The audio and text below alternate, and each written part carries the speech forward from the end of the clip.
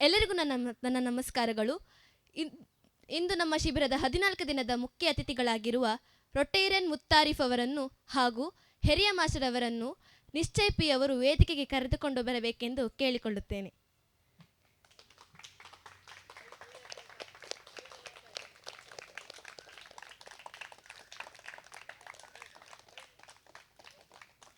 ಇದೀಗ ಶಿಬಿರಾರ್ಥಿಗಳು ಎದ್ದು ನಿಂತು ಶಿಬಿರ ಗೀತೆಯನ್ನು ಹಾಡೋಣ.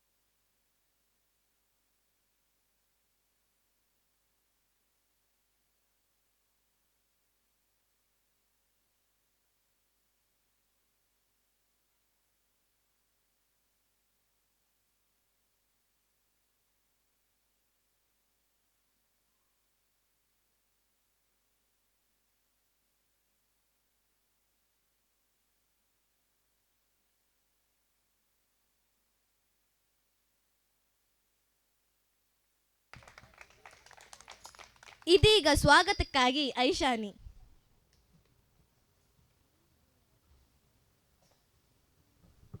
ಎಲ್ಲರಿಗೂ ನಮಸ್ಕಾರಗಳು. ನನ್ನ ಹೆಸರು ಐಶಾನಿ ಶೆಟ್ಟಿ. ನಾನಿಂದು ನಮ್ಮ ಗೌರವಾನ್ವಿತ ಮುಖ್ಯ ಅತಿಥಿಗಳಾದ ರೊಟೇರಿಯನ್ ಸುಧಾಕರ್ ಮುತ್ತಾರಿಫ್ ಅವರನ್ನು ಸ್ವಾಗತಿಸಲು ಇಷ್ಟಪಡುತ್ತೇನೆ ಮತ್ತು ನಮ್ಮ ಹಿರಿಯ ಮಾಸ್ಟರ್ ಅವರಿಗೂ ಸ್ವಾಗತಿಸುತ್ತಿದ್ದೇನೆ ಹಾಗೂ ನಿಶ್ಚಯ್ ಪಿ ಅವರನ್ನು ಸ್ವಾಗತಿಸುತ್ತಿದ್ದೇನೆ. ಅವಕಾಶಕ್ಕಾಗಿ ಧನ್ಯವಾದಗಳು. ಜೈ ಹಿಂದ್, ಜೈ ರಾಜಾರಂಗು. ಧನ್ಯವಾದಗಳು ಐಶಾನಿ. ಇದೀಗ ನಮ್ಮ ನಿನ್ನೆಯ ದಿನಚರಿಗಾಗಿ ಅನ್ವಿ.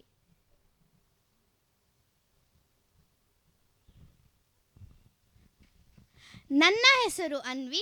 ನಾನು ನಿನ್ನೆಯ ದಿನಚರಿಯನ್ನು ಹೇಳಲಿದ್ದೇನೆ. ಎಲ್ಲರೂ 9 ಗಂಟೆಗೆ ಶಿಬಿರಕ್ಕೆ ಬಂದೆವು. ರಂಜಿತ್ ಸರ್ ಅವರು ಅಟೆಂಡೆನ್ಸನ್ನು ತಗೊಂಡ ಮೇಲೆ ಎಲ್ಲರೂ ತಮ್ಮ ತಮ್ಮ ಗುಂಪಿಗೆ ಹೋಗಿ ನಾಟಕ ಪ್ರಾಕ್ಟೀಸ್ ಮಾಡಿದೆವು. ನಂಪು ಪಾನಿಯನ್ನು ಸೇವಿಸಿದ ನಂತರ ಪುನಃ ನಾಟಕ ಪ್ರಾಕ್ಟೀಸನ್ನು ಮುಂದುವರಿಸಿದೆವು. ಊಟ ಮಾಡಿ ಸ್ವಲ್ಪ ಹೊತ್ತು ವಿಶ್ರಾಂತಿ ತಗೊಂಡು ನಾಟಕ ಪ್ರಾಕ್ಟೀಸ್ ಮಾಡಿದೆವು. ನಿನ್ನೆ ಸಭಾ ಕಾರ್ಯಕ್ರಮದ ಅತಿಥಿಯಾಗಿ ಶ್ರೀಮತಿ ಸುಪ್ರೀತಾ ಮೇಡಮ್ ಅವರು ಬಂದಿದ್ದರು. ಸಭಾ ಕಾರ್ಯಕ್ರಮ ಮುಗಿದ ನಂತರ ಎಲ್ಲರೂ ಮನೆಗೆ ಹೋದೆವು. ಅವಕಾಶಕ್ಕಾಗಿ ಧನ್ಯವಾದಗಳು. ಜೈ ಹಿಂದ್, ಜೈ ರಾಜಾರಂಗು.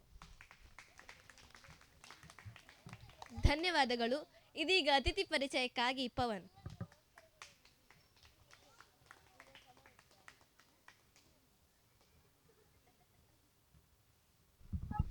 ಎಲ್ಲರಿಗೂ ನಮಸ್ಕಾರ. ನಾನು ಇಂದಿನ ಶಿಬಿರಕ್ಕೆ ಅತಿಥಿಗಳಾಗಿ ಬಂದಿರುವ ಮುತ್ತಾರಿಫ್ ಇವರ ಪರಿಚಯವನ್ನು ಮಾಡಲು ಇಷ್ಟಪಡುತ್ತೇನೆ. ರೋಟರಿಯನ್ ಮುತ್ತಾರಿಫ್ ಇವರು ತೆಕ್ಕಟ್ಟೆ ರೋಟರಿ ಕ್ಲಬ್ನ ಕಾರ್ಯದರ್ಶಿಯಾಗಿದ್ದಾರೆ ಹಾಗೂ ವೃತ್ತಿಯಲ್ಲಿ ಇವರು ಸಾಫ್ಟ್ವೇರ್ ಇಂಜಿನಿಯರ್ ಆಗಿ ಕೆಲಸವನ್ನು ನಿರ್ವಹಿಸುತ್ತಿದ್ದಾರೆ. ಇವರು ಹಲವು ನಾಟಕ ಹಾಗೂ ಸಿನಿಮಾಗಳ ನಿರ್ದೇಶಕರು ಹಾಗೂ ನಟರಾಗಿ ಸೇವೆಯನ್ನು ಸಲ್ಲಿಸಿರುತ್ತಾರೆ. ಇವರ ಹುಟ್ಟೂರು ಕಣ್ಣುಕೆರೆ ತೆಕ್ಕಟ್ಟಿ ಇಲ್ಲಿ ಆಗಿರುತ್ತದೆ ಹಾಗೂ ಇವರು ತುಂಬ ಶಿಬಿರಗಳಲ್ಲಿ ಸಂಪನ್ಮೂಲ ವ್ಯಕ್ತಿಗಳಾಗಿ ಹೋಗಿರುತ್ತಾರೆ. ಅವಕಾಶಕ್ಕಾಗಿ ಧನ್ಯವಾದಗಳು. ಜೈ ಶ್ರೀರಾಮ್, ಜೈ ರಾಜಾರಂಗು. ಧನ್ಯವಾದಗಳು ಪವನ್. ಇದೀಗ ಮುಖ್ಯ ಅತಿಥಿಗಳಾಗಿರುವ ರೊಟೇರಿಯನ್ ಮುತ್ತಾರಿಫ್ ಅವರು ಒಂದೆರಡು ಅನಿಸಿಕೆಯನ್ನು ಹೇಳಬೇಕು.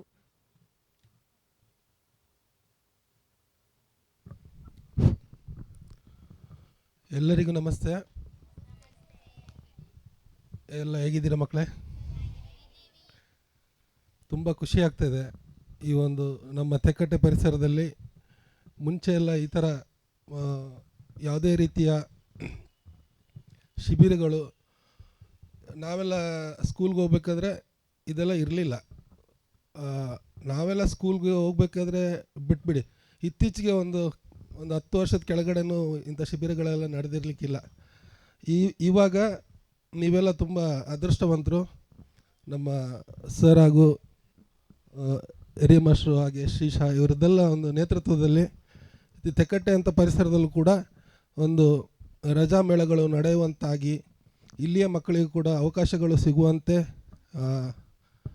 ಎಲ್ಲರಿಗೂ ಒಂದು ಅವಕಾಶ ಸಿಗುವಂತೆ ನಡೀತಾ ಇದೆ. ಮುಂಚೆಲ್ಲ ಕುಂದಾಪುರದಲ್ಲಿ ಬಹುಶಃ ನಡೀತಾ ಇತ್ತು ಅನಿಸುತ್ತೆ. ಕುಂದಾಪುರ ನಮ್ಮ ತಾಲೂಕಲ್ಲಿ ಎಲ್ಲ ಒಂದು ಕಡೆ ಇಂಥ ರಜಾ ಮೇಳಗಳು ನಡೀತಾ ಇತ್ತು. ಅಲ್ಲಿಯ ಪರಿಸರದ ಹತ್ತಿರದ ಮಕ್ಕಳಿಗಷ್ಟೇ ಅವಕಾಶಗಳು ಸಿಗ್ತಾಯಿತ್ತು. ಆದರೆ ತುಂಬ ಗ್ರಾಮೀಣ ಪ್ರದೇಶದವರಿಗೆಲ್ಲ ತುಂಬ ಕಷ್ಟ ಅಲ್ಲಿಗೆ ಹೋಗಿ ದಿನ ಹೋಗಿ, ಅದು ಬೇರೆ ಚಿಕ್ಕ ಮಕ್ಕಳು, ನಿಮ್ಮನ್ನು ಒಬ್ಬೊಬ್ಬರನ್ನೇ ಕಳಿಸ್ಲಿಕ್ಕೆ ಆಗೋದಿಲ್ಲ, ನಿಮ್ಮನ್ನು ಟೇಕ್ ಕೇರ್ ಮಾಡಲಿಕ್ಕೆ ಒಬ್ಬರು ಬೇಕಾಗ್ತದೆ. ಅಂಥ ಒಂದು ಪರಿಸ್ಥಿತಿಯಲ್ಲಿ ಇಂಥ ಚಿಕ್ಕ ಚಿಕ್ಕ ಹಳ್ಳಿಯಲ್ಲಿ ಕೂಡ ಇಂಥ ಒಂದು ರಜಾ ಮೇಳಗಳು ನಡೆದಲ್ಲಿ ನಿಮ್ಮೆಲ್ಲರ ವ್ಯಕ್ತಿತ್ವ ವಿಕಸನವಾಗ್ತದೆ. ಮುಂದೆ ನೀವು ಜೀವನದಲ್ಲಿ ಎಲ್ಲ ರೀತಿಯಲ್ಲಿ ಒಂದು ಸದೃಢ ಪ್ರಜೆಯಾಗಿ ನೀವು ಮುಂದೆ ಬರ್ಬೋದು. ನೀವು ನೋಡಿ, ಇಲ್ಲಿ ಡಿಫ್ರೆಂಟ್ ಅಂದರೆ ಬೇರೆ ಬೇರೆ ಸ್ಕೂಲಿನ ಬೇರೆ ಬೇರೆ ತರಗತಿಯ ಬೇರೆ ಬೇರೆ ವಯೋಮಾನದ ಮಕ್ಕಳು ನೀವು ಇಲ್ಲಿದ್ದೀರಾ. ಒಬ್ರಿಗೊಬ್ಬರು ಒಬ್ಬರಲ್ಲಿರೋ ಟ್ಯಾಲೆಂಟು ಇನ್ನೊಬ್ಬರಲ್ಲಿ ಇರೋದಿಲ್ಲ, ಒಬ್ಬರಲ್ಲಿರೋ ಪ್ರತಿಭೆ ಇನ್ನೊಬ್ಬರಲ್ಲಿ ಇರೋದಿಲ್ಲ. ಒಬ್ರಿಗೊಬ್ರಿಗೂ ಪ್ರತಿಯೊಬ್ಬ ಮನುಷ್ಯನಲ್ಲಿ ಒಂದು ಡಿಫ್ರೆಂಟ್ ಆದಂಥ ಒಂದು ವ್ಯಕ್ತಿತ್ವ ಇರ್ತದೆ. ಆ ವ್ಯಕ್ತಿತ್ವದ ಪರಿಚಯ ನಿಮಗೆ ಒಬ್ರಿಗೊಬ್ಬರಿಗೆ ಇಲ್ಲಿ ಆಗ್ತದೆ. ಇಲ್ಲಿ ನೀವು ಕಳೆಯುವಂಥ 25 ದಿನಗಳು ನಿಮ್ಮ ಜೀವನದಲ್ಲಿ ತುಂಬ ದೊಡ್ಡ ಒಂದು ಆಸ್ತಿಯಾಗಿ ಪರಿಣಮಿಸ್ತದೆ. ಬರೀ ಸ್ಕೂಲಿಗೆ ಹೋಗಿ ನಾವು ಪುಸ್ತಕದಲ್ಲಿ ಇದ್ದಿದ್ದನ್ನು ಕಲಿತು ಎಷ್ಟೇ ಅಂಕಗಳನ್ನು ತೆಗೆದರೂ ಕೂಡ ನಾವು ವ್ಯಕ್ತಿತ್ವ ವಿಕಸನ ನಮ್ಮಲ್ಲಿ ಆಗಿಲ್ಲ ಅಂದರೆ ಆ ಅಂಕಗಳಿಗೆ ಯಾವುದೇ ರೀತಿಯ ಒಂದು ಮಾನ್ಯತೆ ಇರೋದಿಲ್ಲ. ನೀವು 99% 9 ತಗೊಂಡ್ರೂ ಕೂಡ ಎಕ್ಸಾಮಲ್ಲಿ ನೀವು ಇನ್ನೊಬ್ಬ ವ್ಯಕ್ತಿಯೊಂದಿಗೆ ಚೆನ್ನಾಗಿ ಬೆರೆಯಲಿಕ್ಕೆ ನಿಮಗೆ ಬರೋದಿಲ್ಲ ಅಂತಾದರೆ ಜೀವನದಲ್ಲಿ ನೀವು ಅದು ದೊಡ್ಡ ಫೈಲರ್. ಯಾಕಂದರೆ ಮುಂದೆ ನೀವು ಕೆಲಸ ಕಾರ್ಯಕ್ಕೆ ಹೋದಲ್ಲಿ ಒಬ್ರಿಗೊಬ್ಬರು ಅಲ್ಲಿ ತುಂಬ ಜನರನ್ನು ನೀವು ಫೇಸ್ ಮಾಡಬೇಕಾಗ್ತದೆ. ಆವಾಗ ಬೇರೆ ಬೇರೆ ಸಂಸ್ಕೃತಿಯ ಜನರು ಇರ್ತಾರೆ, ಬೇರೆ ಬೇರೆ ಊರಿನವರು ಇರ್ತಾರೆ, ಬೇರೆ ಬೇರೆ ರಾಜ್ಯದವರು, ಬೇರೆ ಬೇರೆ ದೇಶದ ಜನರು ಇರ್ತಾರೆ. ಎಲ್ಲ ಥರ ಜನರನ್ನು ನೀವು ಫೇಸ್ ಮಾಡಬೇಕಾಗ್ತದೆ, ಅವ್ರ ಜೊತೆ ಕಮ್ಯುನಿಕೇಷನ್ ಮಾಡಬೇಕಾಗ್ತದೆ, ಅವ್ರ ಜೊತೆ ಸಂವಹನ ಮಾಡಬೇಕಾಗ್ತದೆ. ಇದನ್ನೆಲ್ಲ ಸ್ಕೂಲಲ್ಲಿ ಅಷ್ಟಾಗಿ ಹೇಳಿಕೊಡೋದಿಲ್ಲ. ಇಂಥ ಶಿಬಿರಗಳಲ್ಲಿ ಬಂದಾಗ ಮಾತ್ರ ನಿಮಗೆ ಈ ಒಂದು ಬೆನಿಫಿಟ್ಗಳು ನೀವು ತಗೊಳ್ಳಿಕ್ಕೆ ಸಾಧ್ಯ. ಅದಕ್ಕೆ ನಿಮ್ಮಲ್ಲಿ ಎಲ್ಲರಲ್ಲೂ ಒಂದು ವಿನಂತಿ ಏನಂದರೆ, ಬಹುಶಃ 1ರಿಂದ 9ನೇ ತರಗತಿ ತನಕ ಇರುವ ಎಲ್ಲ ಮಕ್ಕಳಿಗೆ ಇಲ್ಲಿ ಅವಕಾಶಗಳಿದೆ. ನೀವು ಅಷ್ಟೇ ಅಲ್ಲದೆ ನಿಮ್ಮ ಅಕ್ಕಪಕ್ಕದ ಮನೆ ಮಕ್ಕಳು ಇದ್ದರೂ ಕೂಡ ಅವರಿಗೂ ಈ ಶಿಬಿರದ ಬಗ್ಗೆ ಹೇಳಿ, ಅವರು ಕೂಡ ಬಂದು ಭಾಗವಹಿಸಲಿ. ಕೆಲವರಿಗೆ ಏನಾಗ್ತದೆ ಅಂದರೆ ರಜೆ ಸಿಕ್ಕಿದ ತಕ್ಷಣ ಅಜ್ಜಿ ಮನೆಗೆ ಹೋಗಿ ಒಂದು ಸ್ವಲ್ಪ ಕಾಲ ಕಳೆಯೋಣ ಅಂತ, ಅದು ಕೂಡ ತುಂಬ ಇಂಪಾರ್ಟೆಂಟ್, ಅದು ಕೂಡ ಒಳ್ಳೆಯದೇ. ಬಟ್ ಸ್ಟಿಲ್ ನಮಗೆ ಒಂದು 2 ತಿಂಗಳು ರಜೆ ಇರುತ್ತಲ್ವ, ಒಂದು 25 ದಿನ ಇಲ್ಲಿ ಕಳೆದ್ರೂ ಇನ್ನೂ 1 ತಿಂಗಳು ನಮಗೆ ಅಜ್ಜಿ ಮನೆಯಲ್ಲಿ ಹೋಗಿ ಸಮಯ ಕಳಲಿಕ್ಕೆ ಸಮಯ ಇರ್ತದೆ. ಅದನ್ನು ನಾವು ಆ ಟೈಮ್ಗಳನ್ನು ನಾವು ಟೈಮ್ ಟೇಬಲ್ ಮಾಡಿಕೊಂಡು, ಅಂದರೆ ಆ ಟೈಮ್ ಕ್ಲಾಶಸ್ ಆಗದೆ ಇರೋದು. ಇಲ್ಲಿ ಶಿಬಿರ ಇರಬೇಕಾದ್ರೆ ನಾವು ಮತ್ತೊಂದು ಕಾರ್ಯಕ್ರಮದಲ್ಲಿ ಅಥವಾ ಅಜ್ಜಿ ಮನೆಯಲ್ಲಿ ಹೋಗಿ ಕೂತ್ರೆ ಈ ಬೆನಿಫಿಟ್ಸು ನಮಗೆ ಸಿಗೋದಿಲ್ಲ.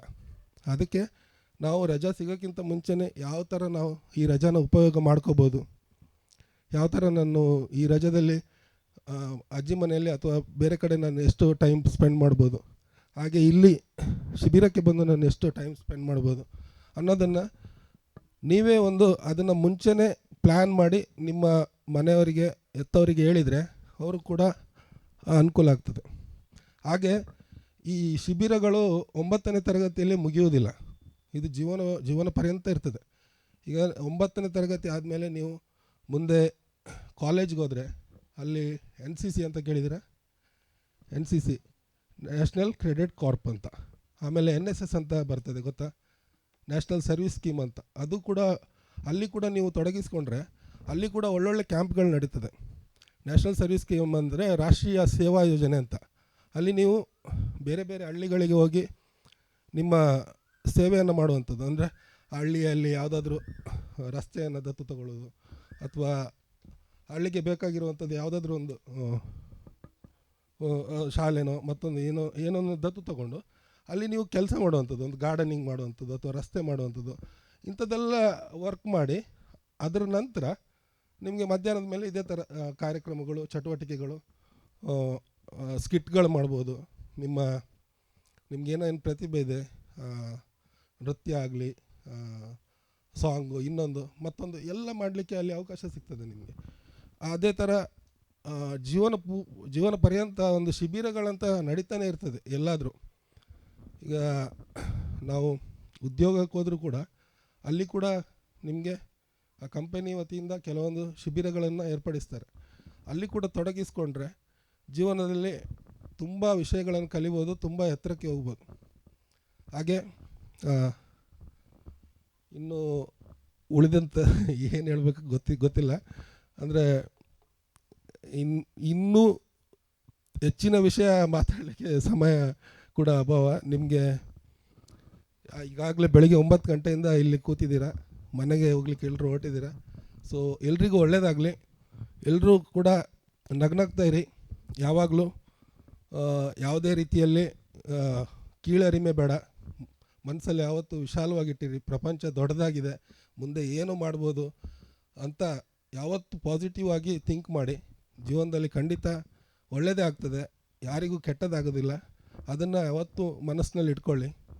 ಯಾವತ್ತೂ ಇನ್ನೊಬ್ಬರನ್ನ ಪ್ರೀತಿ ಮಾಡಿ, ಎಲ್ಲ ರೀತಿಯ ವ್ಯಕ್ತಿಗಳ ಜೊತೆಗೆ ಒಂದಾಗಲಿಕ್ಕೆ, ಅವ್ರ ಜೊತೆ ಮಿಂಗಲ್ ಆಗಲಿಕ್ಕೆ ಪ್ರಯತ್ನ ಪಡಿ. ಯಾರಲ್ಲೂ ದ್ವೇಷ ಭಾವನೆಯನ್ನು ಬೆಳೆಸ್ಕೋಬೇಡಿ ಅಂತ ಹೇಳುತ್ತಾ, ಅವಕಾಶಕ್ಕಾಗಿ ನನಗೆ ಇಲ್ಲಿ ಬರಲಿಕ್ಕೆ ಅವಕಾಶ ಮಾಡಿಕೊಟ್ಟಂಥ ವೈದ್ಯ ಸರ್ ಹಾಗೂ ಹರಿಮಾಸ್ಟರ್ ಸರ್ ಅವರಿಗೆ ಎಲ್ರಿಗೂ ಹೃತ್ಪೂರ್ವಕ ಧನ್ಯವಾದಗಳನ್ನು ಸಲ್ಲಿಸ್ತಾ ನನ್ನ 2 ಮಾತನ್ನು ಮುಗಿಸ್ತೇನೆ. ಅವಕಾಶಕ್ಕಾಗಿ ವಂದನೆಗಳು. ಧನ್ಯವಾದಗಳು ಸರ್. ಇದೀಗ ನಮ್ಮ ಶಿಬಿರಾರ್ಥಿಯಾದ ನಿಶ್ಚಯ್ ಪಿ ಅವರು ಒಂದೆರಡು ಮಾತನಾಡಬೇಕು.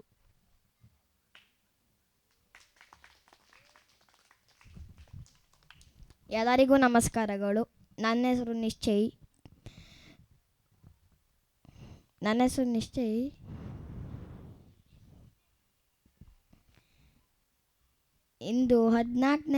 ಇವತ್ತು 14ನೇ ದಿನ. ಇಂದಿನ ದಿನಗಳಿಂದ ನಾನು ತುಂಬ ವಿಷಯಗಳನ್ನು ಕಲಿಯುತ್ತಿದ್ದೆ.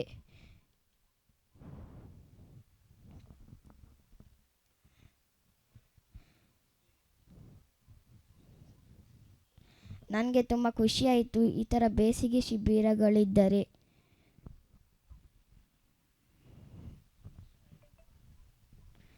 ನಾನು 4 ವರ್ಷಗಳಿಂದ ಈ ಶಿಬಿರಕ್ಕೆ ಬರ್ತಿದ್ದೇನೆ.